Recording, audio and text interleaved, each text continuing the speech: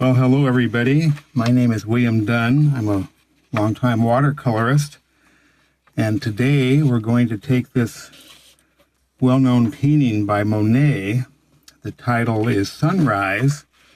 These colors might have been manipulated a little bit already, but my goal today, and what I want to show you, is how to take this image and how to get the color going.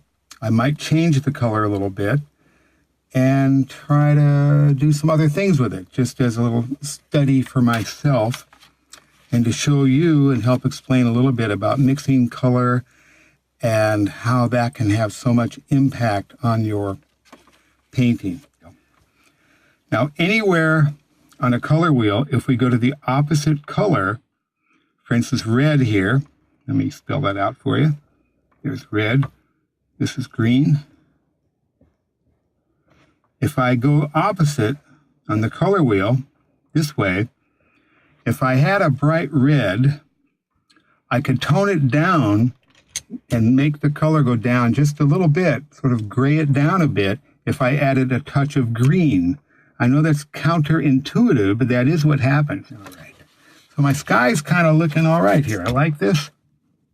So all these colors are running together, and cerulean blue especially does what's called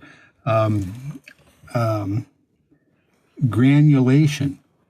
And that's where little pieces of ink, not ink, but pigment, run together, and they make little pebbly, textural kind of areas. You have to anticipate and make your color maybe 20% darker than you think you should, and then they'll dry about where you want them.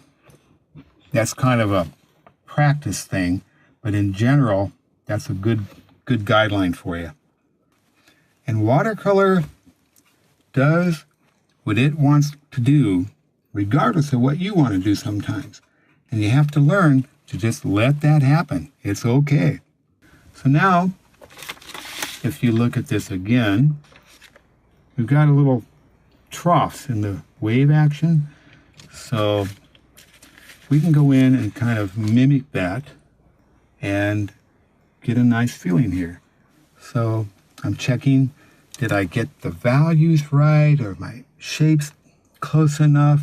Am I getting the color okay? Does this look pleasing? I think it kind of does. So I think that's enough.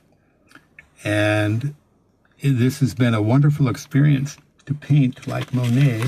I hope you got something out of this to see how colors are developed.